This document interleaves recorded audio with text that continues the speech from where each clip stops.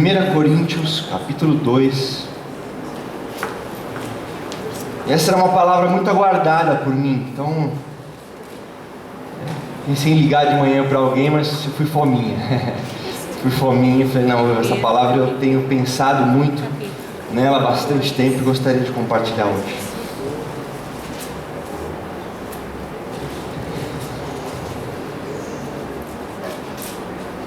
Primeira Coríntios 2:2 diz assim: pois decidi nada saber entre vocês, a não ser Jesus Cristo e este crucificado. Pois decidi nada saber entre vocês, a não ser Jesus Cristo e este crucificado. Eu queria falar hoje sobre a nação da cruz. Por que eu gostaria de falar sobre esse tema, a nação da cruz? Porque há 2 semanas atrás nós tivemos a triste experiência de no Facebook, ou por um e-mail, ou por alguma outra forma, assistirmos um vídeo de alguns cristãos que foram decapitados, e um vídeo que mostrava abertamente tudo acontecendo. E o Estado Islâmico, quando postou esse vídeo, eles colocaram uma frase, eles colocaram um título na mensagem. Essa mensagem era: uma mensagem firmada com sangue para a nação da cruz. Para a nação da cruz. Quando eu li isso, eu falei, puxa vida, os muçulmanos definiram a gente melhor do que a gente mesmo.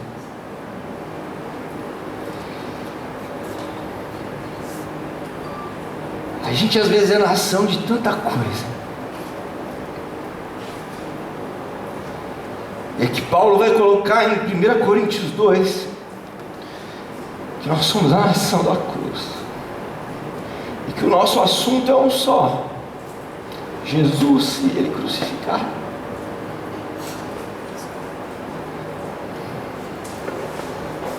Existe um autor chamado D.A. Carson, ele diz assim: nada é mais central à Bíblia do que a morte e a ressurreição de Jesus. A Bíblia gira em torno de um fim de semana ocorrido em Jerusalém há 2000 anos.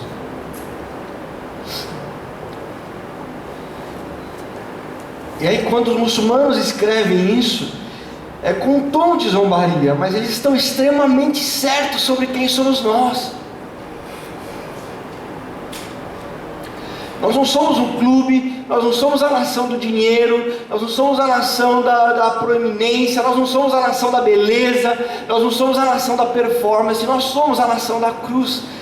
E o interessante é que isso vai acontecer em Mateus de novo, vai acontecer lá atrás em Mateus.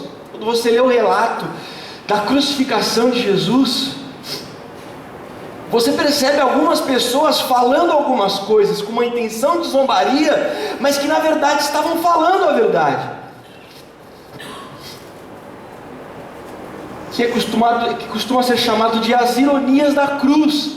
Pessoas que fizeram uma afirmação ao redor do evento crucificação de Jesus, num tom de zombaria, mas que na verdade estavam falando a verdade. A primeira ironia que aparece nos relatos da crucificação é: o homem que é zombado como um rei é rei. O homem que é zombado com uma coroa de espinho, com um caniço, com um manto de rei em torno de zombaria, que tem uma placa colocada sobre si, escrito Rei dos Judeus.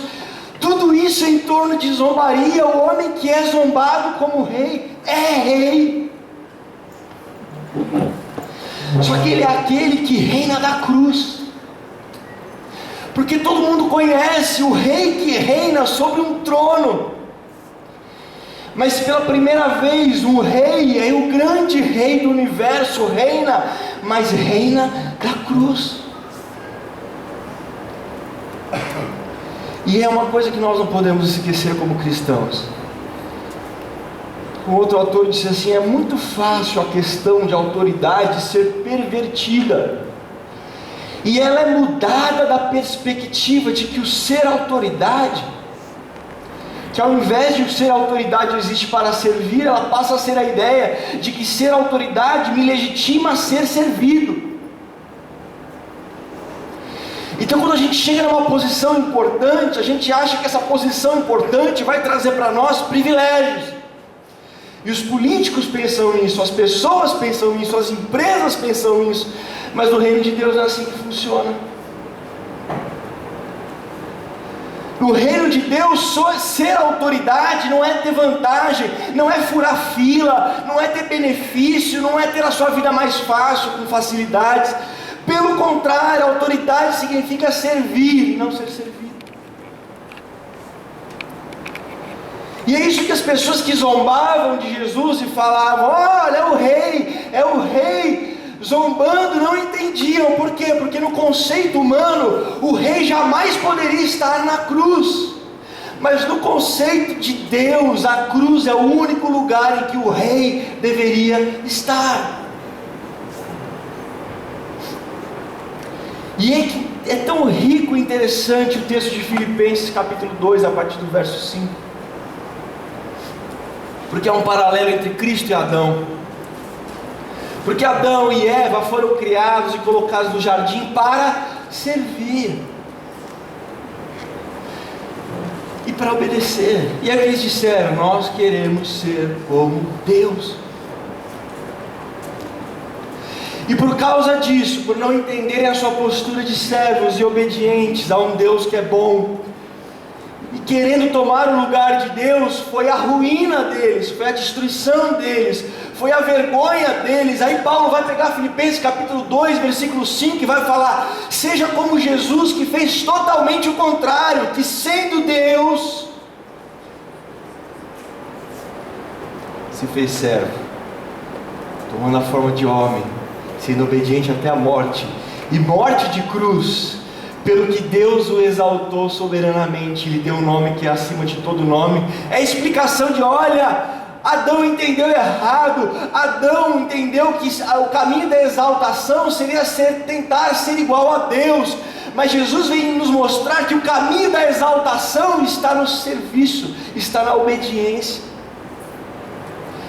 E a vida de serviço e obediência que gera a exaltação. Então é um contraste entre o Adão, que sendo homem, que sendo servo, que ser Deus, e ruiu, e Jesus, que sendo Deus, se fez homem, servo, obedeceu, foi exaltado. É assim que funciona o cristianismo. É assim que funciona o reino de Deus. Aquele que é zombado como rei, é rei. Todas as pessoas diziam: ó, rei, era verdade. Assim como o Estado Islâmico que disse: olha, a nação da cruz, é isso mesmo, é a nação da cruz. Mas existe uma outra ironia na cruz, que é: aquele que é zombado como não tendo poder, tem todo o poder, e estava exercendo o seu poder. Mateus 27:40, as pessoas zombavam de Jesus assim: tu que destróis o templo em 3 dias e reedifica, salva-te a ti mesmo, se é filho de Deus, desce da cruz. Jesus tinha dito no momento do ministério dele que ele ia destruir o templo e reconstruir em 3 dias. E aqui as pessoas estavam zombando: ó, você não é poderoso, então destrói o templo e reconstrói o templo. Você não é poderoso, então desce da cruz. O engraçado é que era justamente o que Jesus estava fazendo ali, destruindo o templo. João 2,19, Jesus disse: derrubai esse templo e em 3 dias o levantarei. Disseram, pois, os judeus: em 46 anos foi edificado esse templo, e tu levantarás em 3 dias. Mas Jesus falava do templo do seu corpo. Era justamente permanecendo na cruz que Jesus estava destruindo o templo para reconstruí-lo 3 dias depois, na ressurreição. O nosso grande templo é o Filho de Deus. O seu templo não são essas paredes que você está aqui sentado hoje. Isso aqui não é um templo de Deus, não é. O templo de Deus é o Filho de Deus. Porque o que era o templo no Antigo Testamento? O lugar onde as pessoas se encontravam com Deus. Deus habitava no seu santo templo. Então as pessoas ansiavam estar no templo. Por quê? Porque Deus estava lá. Só que era uma figura de Jesus, porque depois da ressurreição de Jesus, o lugar onde nós encontramos Deus não são paredes, não são prédios, mas é uma pessoa, e é em Jesus. Ele é o grande lugar do encontro com Deus. É uma pessoa. Então Jesus estava exercendo justamente aquilo que as pessoas estavam desafiando a fazer. E no Antigo Testamento, quando você pega o Salmo 84:10, mais vale um dia nos teus atos, na tua casa, do que 1000 em outro lugar. Eu prefiro estar às portas da casa do meu Deus do que 1000 em outro lugar. Hoje, depois da ressurreição e do templo que é Cristo, o texto não pode ser aplicado. Eu gostaria de estar na porta da Ribeira do Vale 753, deitado, melhor do que qualquer outro lugar. Não é isso. O templo hoje é Cristo, e o nosso anseio é: eu prefiro estar um dia com Cristo do que 1000 em outro lugar. Eu prefiro estar próximo dele do que viver nos lugares de pecado e de iniquidade. Aquele que é zombado como não tem o poder, tem todo o poder. E é uma das maiores ironias dessa zombaria que fizeram com Jesus.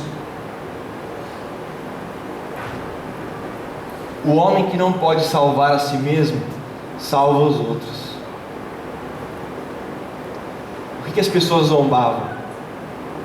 Você pode salvar os outros e não pode salvar a si mesmo? Por quê? Porque na visão humana, Jesus só poderia salvar os outros se ele fosse capaz de salvar a si mesmo. Mas a ironia do texto é que o que eles estão falando é realmente verdade. Jesus só poderia salvar os outros deixando de salvar-se a si mesmo. Foi justamente abrindo mão. A gente fica imaginando, né, no lugar, se estivesse assistindo, e as crianças principalmente gostam de pensar: já pensou, Jesus resolve, então eu vou descer. Raios, trovões, a terra abre, o fogo desce, Jesus desce da cruz. Não ia ter ninguém ali que não ia ajoelhar. O problema é que nós não seríamos salvos.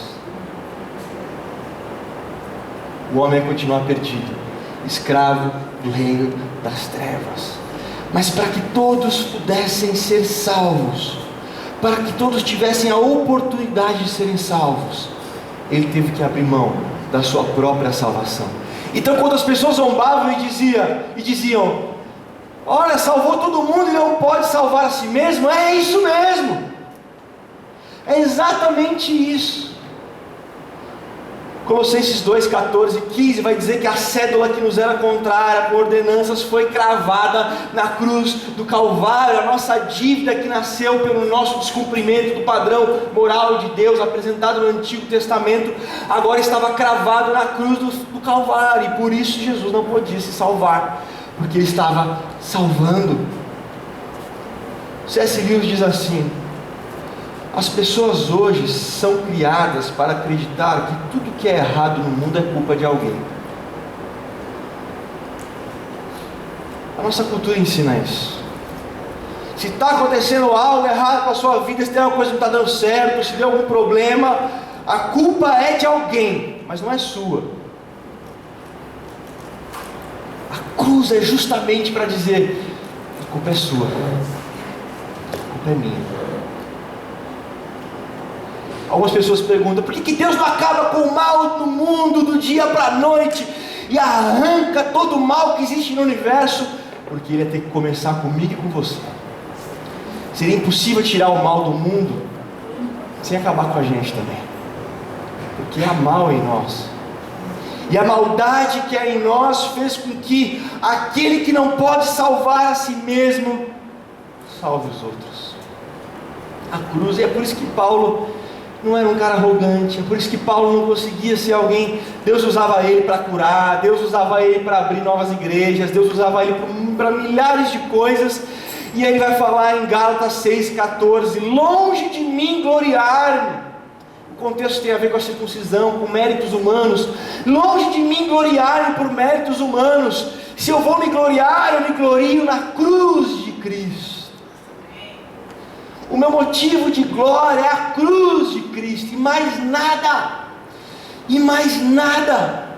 Ah, mas eu faço, eu toco, eu canto, eu falo, eu sou muito legal. Você e eu só temos um motivo de glória, é que aquele que poderia se salvar, não se salvou para salvar a nós. Longe de mim. Paulo está dizendo, eu não vou me rebaixar e me gloriar por outro motivo. Às vezes a gente está se gloriando por motivos tão bobos, né? Puxa, eu recebi uns aplausos, uns elogios, tal, e a pessoa já começa a flutuar no lugar. Paulo falou, longe de mim isso, eu não vou me rebaixar para me gloriar por uma performance boa, por um detalhe, porque eu posso me gloriar pelo Filho de Deus na cruz. E foi por isso que inúmeros cristãos na história compuseram tantas músicas, que o centro da música é a cruz. Sim, eu amo a mensagem da cruz, até morrer eu a vou proclamar, levarei eu também minha cruz, até por uma coroa trocar. Foi na cruz onde um dia eu vi meus pecados castigados em Jesus. Ou aquela música de 1985. Este é o meu sangue vertido por ti, traz salvação e liberdade. Toma e bebe quando fizeres, fazem amor. Lutero chamava a cruz de a troca maravilhosa. A troca maravilhosa. O dia em que o autor da vida morreu. Tem um autor cristão chamado Melito de Sardes, do século II. Olha o que os cristãos escreviam no século II. Isso é 100 e alguma coisa. Aquele que pendurou a terra no espaço, foi ele mesmo pendurado. Aquele que fixou os céus, foi fixado com pregos. Aquele que sustentava a terra, foi levantado em uma árvore.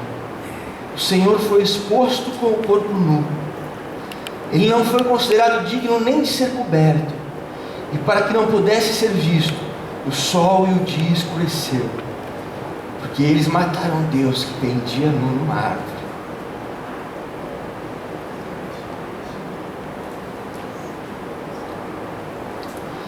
Uma outra autora cristã, é uma autora que é tetraplégica há mais de 40 anos, mas tem um compromisso firme com Deus. Ela disse assim: enquanto Jesus esteve na cruz por 6 horas, foram 6 horas muito, muito longas. 6 minutos já seriam tempo demais.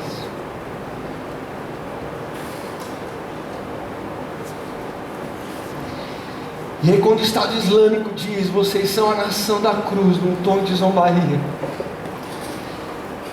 eles nunca estiveram tão sérios sobre quem somos nós.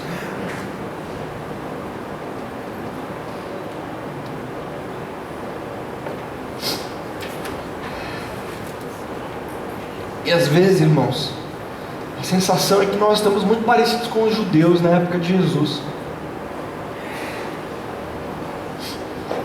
Desculpe. 1 Coríntios 1, 22, 23 diz assim: porque os judeus pedem um sinal e os gregos buscam sabedoria, mas nós pregamos a Cristo crucificado, que é escândalo para os judeus e loucura para os gregos. Os judeus pedem um sinal. Eles queriam uma prova Master Blaster, Super Hiper Thunder Giga de que Jesus era o Messias.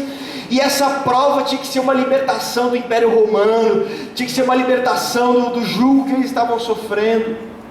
E essa palavra pedem no grego significa exigem. Eles exigem uma prova.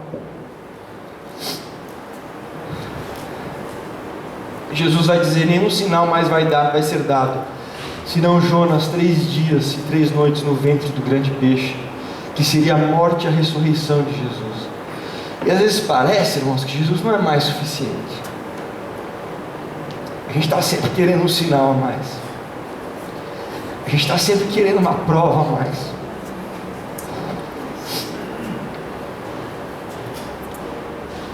Jesus está sempre tendo que provar para a gente que Ele ama a gente, que Ele fez tudo aquilo que a gente precisava por nós.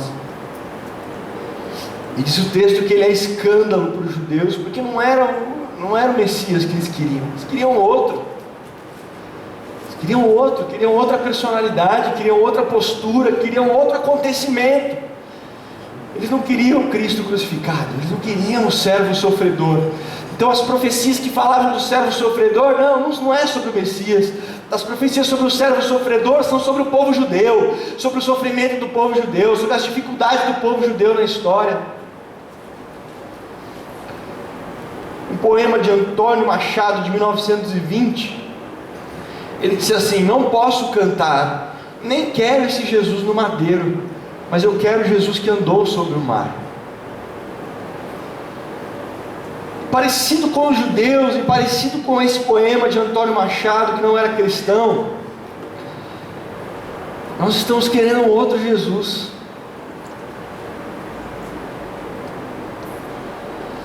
Nós estamos querendo um Jesus que cumpra os nossos caprichos, nós estamos querendo um Jesus que faça aquilo que a gente quer, nós queremos um Jesus que nos sirva, nós queremos um Jesus que realize todos os nossos sonhos e desejos.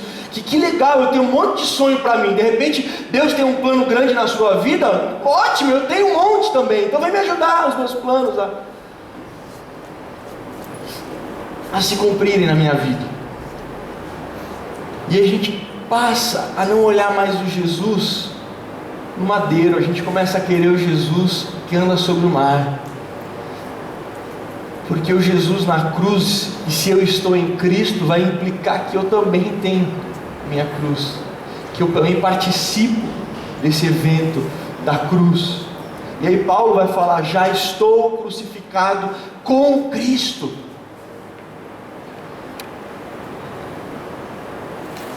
E aí hoje as nossas músicas, as nossas pregações são sempre sobre o Jesus que pode nos fazer andar sobre as águas, mas muito pouco sobre o Jesus crucificado. John Stott, que já faleceu, disse algo muito interessante. Ele falou assim: o único Deus em quem eu creio é aquele que Nietzsche, que foi um filósofo ateu, filósofo alemão do século XIX, ridicularizou, chamando de Deus sobre a cruz. O único Deus em quem eu creio é esse Deus. No mundo real da dor, como adorar a um Deus imune a ela? O crucificado é o Deus por mim.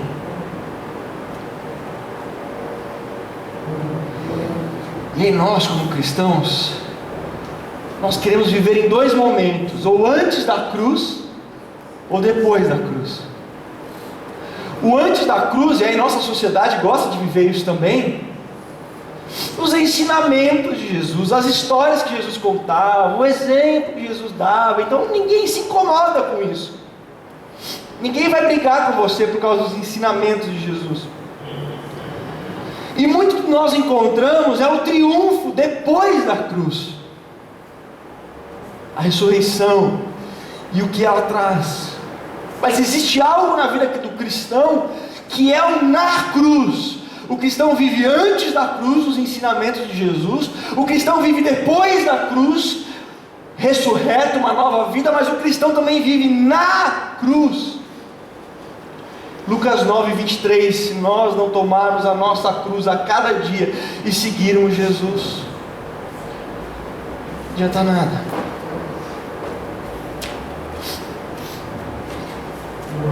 Tem um texto em Hebreus 12:1 que fala assim: porque nós também, pois que estamos rodeados de uma tão grande nuvem de testemunhas, deixemos todo o embaraço e pecado que de tão perto nos rodeia, e corramos com paciência a carreira que nos está proposta.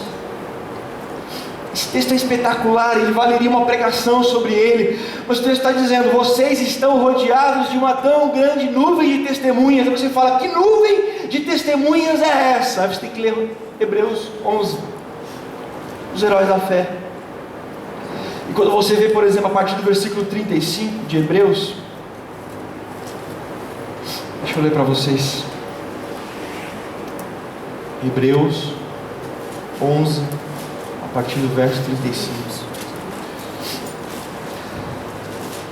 Houve mulheres que pela ressurreição tiveram de volta os seus mortos. Obrigado. Uns foram torturados e recusaram ser libertados para poderem alcançar uma ressurreição superior. Outros enfrentaram a zombaria e açoites. Outros ainda foram acorrentados e colocados na prisão, apedrejados, cerrados ao meio, postos à prova, mortos ao fio da espada. Andaram errantes, vestidos de peles de ovelhas e de cabras, necessitados, afligidos, maltratados. O mundo não era digno deles. Vagaram pelos desertos e pelos montes, pelas cavernas e grutas. Todos estes receberam bom testemunho por meio da fé. No entanto, nenhum deles recebeu o que havia sido prometido. Deus havia planejado algo superior para nós, para que conosco fossem eles aperfeiçoados. Portanto, também nós, uma vez que estamos rodeados de tão grandes nuvens de testemunhas, deixamos todo o embaraço. O que o escritor está falando, pode ser Paulo ou alguém próximo a Paulo, está dizendo: olha, há uma nuvem de testemunhas comprometidas. Infelizmente, tem muita gente se embaraçando na vida. Tem muita gente presa em pecado. Então deixa o pecado e deixa o embaraço. Porque tem embaraço que não é pecado, mas é embaraço. Está atrasando a sua vida, está te prendendo, está te enrolando na vida, te impedindo de viver a vida que Deus quer que você viva. Não é pecado, mas é um embaraço. E corre a carreira que lhe foi proposta. Existe uma carreira para mim, existe uma carreira para você. E Paulo, o escritor de Hebreus, disse: vocês estão embaraçados, vocês estão presos em pecado e não estão correndo a carreira que foi proposta. Façam uma coisa: olhem para a nuvem de testemunhas, de pessoas que viveram suas carreiras, que fizeram aquilo que tinham que fazer. E aí muitas vezes a gente faz isso na igreja, a gente passa ano e estamos embaraçados. Ou então estamos em pecado e a carreira que nos foi proposta está parada. Quando nós olhamos para a história da igreja, nos primeiros séculos, se você ler um livro que chama Os Mártires da CPAD, ele traz histórias de cristãos que tinham costurados em suas próprias peles de animais. Eles pegavam um animal, tiravam a pele, costuravam num cristão e eram jogados aos cães e aos leões para serem comidos. Outros eram jogados em banhos de óleo fervente. Outros eram obrigados com os pés feridos a caminhar sobre espinhos. Outros eram jogados em camas de ferro quente. Outros eram colocados em fornos. Outros eram amarrados em touros e saíam em disparada, sendo arrastados pelas ruas da escada até se despedaçarem. Nós que estamos cercados de tão grande nuvem de testemunhas, deixemos os nossos embaraços. Na Alemanha, no século XVIII, tinha um movimento que chamava os Irmãos Moravianos, alguns falam os Irmãos Morávios, século XVIII na Alemanha. Eles foram responsáveis por uma reunião de oração que durou 100 anos, 24 horas por dia. Uma reunião de oração de 100 anos, ininterruptos, 24 horas por dia. Mas o detalhe que eu quero chamar a atenção foi sobre dois jovens moravianos. de 20 anos de idade. 20 anos de idade. Eles ouviram sobre uma ilha no leste da Índia, onde 3.000 africanos trabalhavam como escravos, e cujo dono era um britânico agricultor e ateu. O coração deles queimou por esses 3.000 africanos, que tinham um dono ateu e jamais teriam qualquer contato com o Evangelho nessa ilha ao leste da Índia. Esses dois jovens de 20 anos de idade tomaram uma decisão: se venderam como escravos, para passar o resto dos dias deles, dos 20 anos até o final, nessa ilha, testemunhando para esses 3.000 africanos. E aí, quando eles estavam no porto para ir embora, pessoas chorando, a família triste, quando o barco estava afastando um pouco, os dois jovens levantaram suas mãos e declararam em voz alta: para que o cordeiro imolado receba a recompensa por seu sacrifício, através das nossas vidas. Nós que estamos rodeados de tão grande nuvem de testemunhas, deixemos todo o embaraço e o pecado que nos impede de cumprirmos a nossa carreira.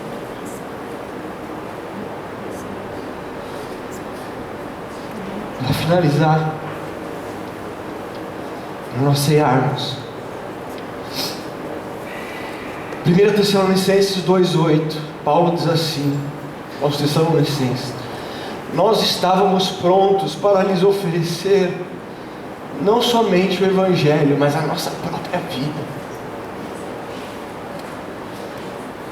porque nós somos a nação da cruz, e a nação da cruz é a lembrança de que o Filho de Deus não veio só trazer uma mensagem, veio trazer a vida. Em último lugar, 2 Coríntios 5,14, guarde esse texto com carinho. Diz assim, Paulo diz assim: porque o amor de Cristo nos constrange. Porque o amor de Cristo nos constrange, julgando nós assim, que se um morreu por todos, logo todos morreram. O texto continua, é muito bonito, mas o que me chamou a atenção para hoje é: o amor de Cristo nos constrange. O que te constrange, irmão? O que te constrange?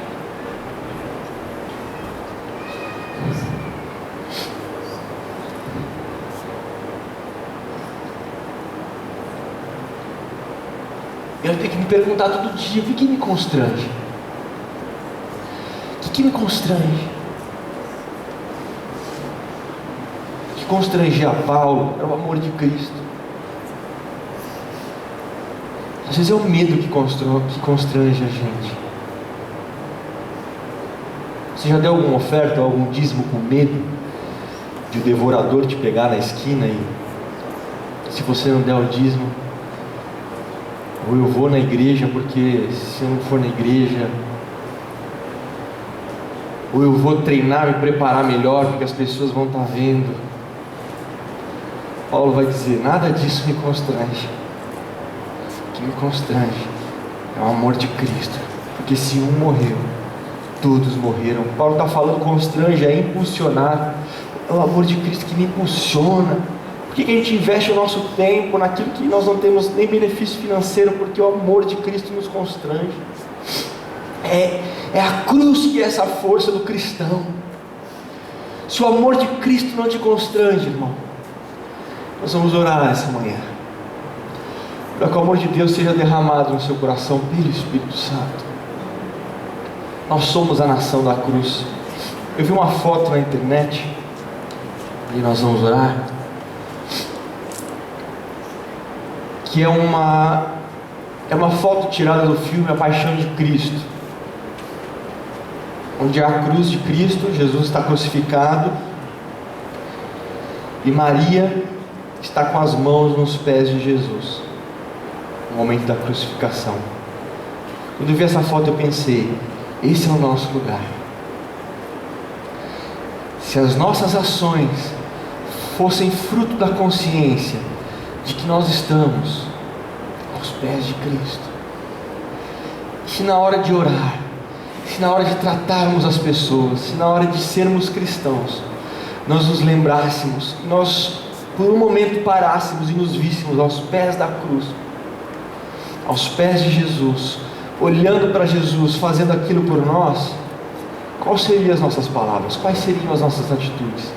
Essa é a vida do cristão, ele vive aos pés da cruz. Vamos ficar de pé.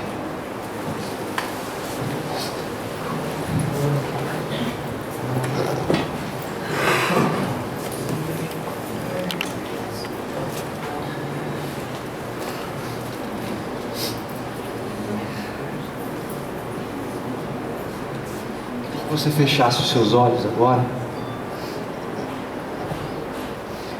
A sua semana está começando hoje, está começando agora. E o meu pensamento é que a nossa semana vai ser diferente se a gente tiver uma consciência que nós estamos aos pés de Cristo. E tem coisa que a gente tem tanto embaraço, coisa que a gente às vezes reclama tanto. Se a gente se colocasse ali aos pés da cruz, a gente não ia reclamar. A gente ia continuar mais um pouco, a gente ia se esforçar mais um pouco, a gente ia se doar mais um pouco, a gente ia entregar mais um pouco, a gente ia mudar mais um pouco, a gente ia crescer mais um pouco. Então eu queria convidar você em oração agora a se imaginar nesse momento. Se você estivesse ali há 2000 anos atrás, aos pés de Cristo, porque Ele ainda tem as marcas da cruz, mesmo ressurreto, o que você falaria? Que desculpa você daria? Que adoração você falaria? Que gratidão você teria? Os teus olhos estariam secos, seu coração estaria pensando em você mesmo.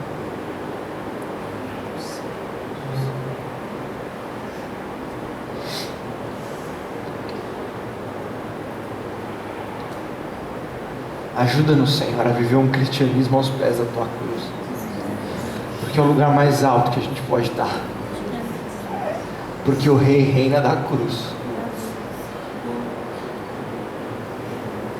Não deixe os nossos corações se endurecerem, não deixe a nossa religiosidade cauterizar os nossos corações, onde o nosso relacionamento contigo seja um relacionamento só eclesiástico, institucional. Ajuda a gente, Jesus, porque o Senhor nos toca com as Tuas mãos, mas as Tuas mãos têm marcas.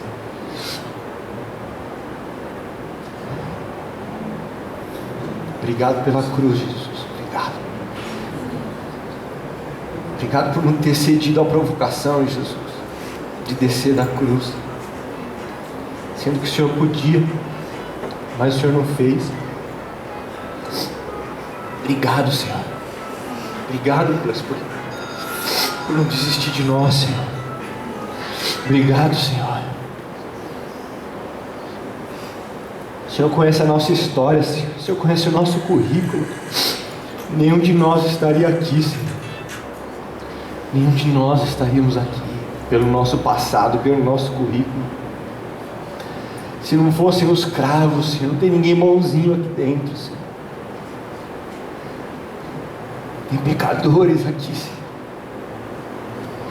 Tem pecadores com uma única esperança, Senhor. Essa esperança só existe porque o Senhor não desceu daquela cruz. Nós queremos ser conhecidos como a nação da cruz, Senhor. Ajuda-nos, Deus, a não nos perdermos. Ajuda-nos a não nos perdermos no dia a dia, na correria, no sistema. Ajuda-nos, Senhor. Purifica os nossos corações.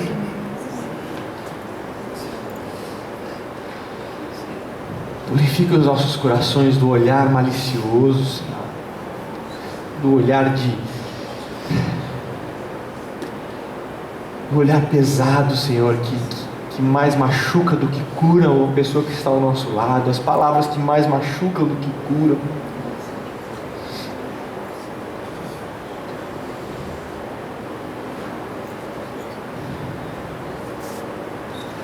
Sim, eu amo a mensagem da cruz, até morrer eu